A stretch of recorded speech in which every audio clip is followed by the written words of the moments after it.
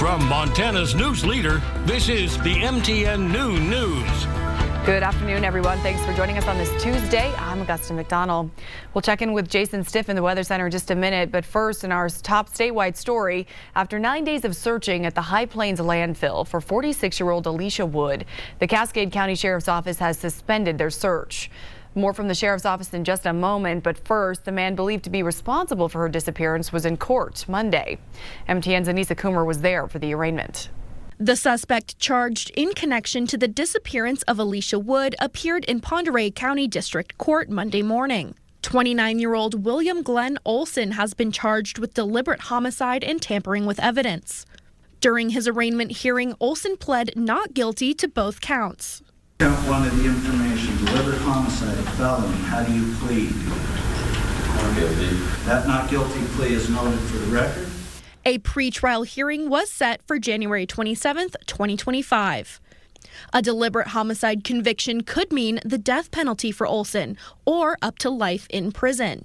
Olson will be assigned a public defender, and a stand-in public defender was present at the arraignment hearing. Court documents state Olson told investigators he strangled Alicia Wood in Conrad and disposed of her body in Great Falls. Investigators have yet to recover Alicia Wood's body. Olson is being held on a $1 million bond. The Montana Division of Criminal Investigation is continuing to investigate the disappearance of Alicia Wood. In Pend Oreille County, Alicia Wood, MTN News. After 9 days of searching at the High Plains landfill for Wood, the Cascade County Sheriff's Office suspended their search. The search for Wood beginning at the High Plains landfill was based on a lead from the Division of Criminal Investigation. However, they have now concluded the search in that area. At this time, Wood has not been found and remains a missing person. DCI and the Pend Oreille County Sheriff's Office will continue to follow all current and any future leads in connection with Wood's disappearance. It is hard. We don't take suspending a search lightly. It's a very, very difficult decision. However, we feel that we expended all the resources necessary and that we searched everything to the best of our ability. MTN will continue to update you as this investigation unfolds. And now let's take a look at today's leading headlines. A Montana court has granted a preliminary injunction preventing the state of Montana from enforcing policies that bar transgender people from correcting sex designations on their birth certificates and driver's licenses. The plaintiffs, 2 transgender women and 3 groups, challenge the policies, arguing they violate constitutional provisions, including the right to equal protection under the law. The state can appeal the district court's decision to the Montana Supreme Court. We'll keep an eye on that case. And in Billings, several people are left homeless after a fire destroyed everything they owned Sunday night. One family who lived inside says the fire began around 10:30 p.m. in their home. The flames spread quickly and hit oxygen tanks on the front porch. Those made the blaze become more explosive. The duplex had at least 12 people living inside. No one was hurt, and now that family has moved into a hotel. The cause of the blaze yet to be determined. And a New Mexico man who admitted to stealing 100-year-old items from the Montana Historical Society and selling them for profit will now spend 6 months in prison. The state alleges that 50-year-old Brian Anthony D'Ambrosio, while claiming to conduct research at the Montana Historical Society, stole items from the archives from April 2022 to September of 2023. The stolen items, which exceeded $5,000, included letters written by Nancy Russell, the wife of renowned artist C.M. Russell. An undercover FBI agent posed as a would-be purchaser and was able to confirm D'Ambrosio as the person stealing those items.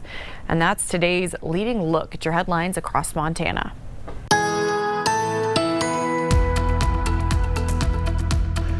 And good Tuesday afternoon, everyone. Let's take a tour around the Treasure State. Certainly a lot of low clouds and fog around our state capital of Helena. Quarter-mile of visibility. Make sure to drive carefully. We have temperatures in the upper 20s right now. Also, lots of low clouds around Great Falls. Visibility is a little bit better between 2 and 2.5 miles, but still not ideal. But then we head to Butte. Beautiful day, not a very warm day. We're still stuck in the 20s, but a lot more sunshine beaming down on Our Lady of the Rockies. And we head to Bozeman. We've had some clouds, but not quite as bad of visibility as other places, especially around Helena, Miles City, or Great Falls. Billings, we have a partly cloudy sky becoming mostly clear, and also a gray start in Miles City. Our complete 7-day forecast coming up in just a few minutes.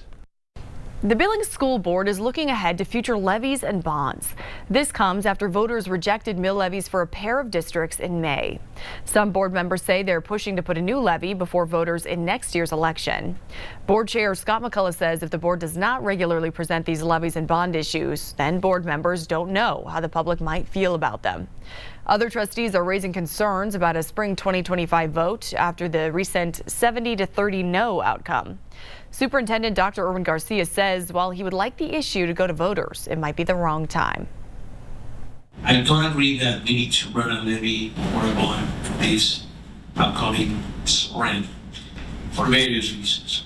So after we got obliterated on the last safety levy as 70-30, nothing really has changed. Are we going to set a course that says we will every year ask the local folks for a contribution, or will we set a course that says we'll respond to what we perceive the appetite in the community is? Garcia said it cost the district about $107,000 to run the mill levies earlier this year.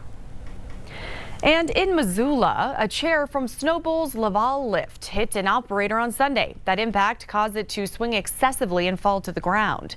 Fortunately, nobody was hurt. On Sunday, PJ Neary says he was adjusting his snowboard binding near the lift when he heard a loud bang and saw the broken lift.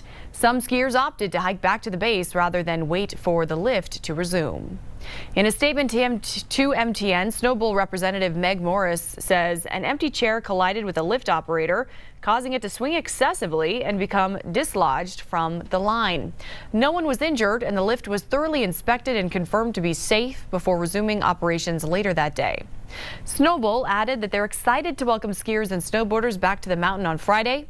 Just last year, the Forest Service required extra inspections at Snowball due to previous lift issues. And the longest current winning streak in Montana high school basketball history comes from a small Class C team up on the High Line. And now one of the team's stars will bring her talents to Billings. Our Alec Boffinger has this. The North Country Girls Basketball Co-op has won a remarkable 58 consecutive games and a pair of state C titles. This year's version looks a little different, though, as the Mavericks don't have the same faces that headline those two championship teams. Well, you know what I keep telling the girls is it's going to take us a while until we flow offensively because we lost so much of our scoring power. But not only did we lose our scoring power, those players made everybody around them better. But I keep preaching at them, we defend well. Our defense is tough, it's scrappy, and that's something you can bring every night. And we're not going to look very polished, I think, for a long time offensively, and it's very frustrating at times. But if we stay positive and we keep breaking down and doing little things to get us better and more comfortable offensively, I think that will come along. But our defense will keep helping us win games when we struggle to score. Tegan Erickson is at Montana State and Paige Wasson at Rocky Mountain College, which has opened the door for Shelby Labrie to showcase her skill set as the leader of the Mavericks. Mental toughness and her grit and determination, like she just never quits. And she finds a different gear when the going gets tough. And she's coachable and willing to learn, and she's finding herself into a different role this year, you know, with the class that we lost last year as far as leadership goes, and we have a good working relationship, so it's going to really help bring us along this year, I feel. Well, I learned a lot about like how important it is as a team to like work well together and like do the little things right, and so that's kind of my goal this year is working with my team to do little things and get along and build connections with them. Labrie is just the latest from the North Country program to commit to play basketball collegiately. She'll join Kevin Wooden's Montana-laden roster at MSUB in 2025. Every time I was at their college for like camps and stuff, I just really liked the atmosphere and the coaches a lot too. I felt like I connected with them more than other coaches. So that was exciting just to go somewhere and feel like, they made you feel like you were already on their team kind of. So I knew I wanted to go there for a long time, I feel like. It was always the goal. But for now, Labrie has all her attention on helping the Mavericks ride that winning streak as long as possible. For MTN Sports, I'm Alec Boffinger.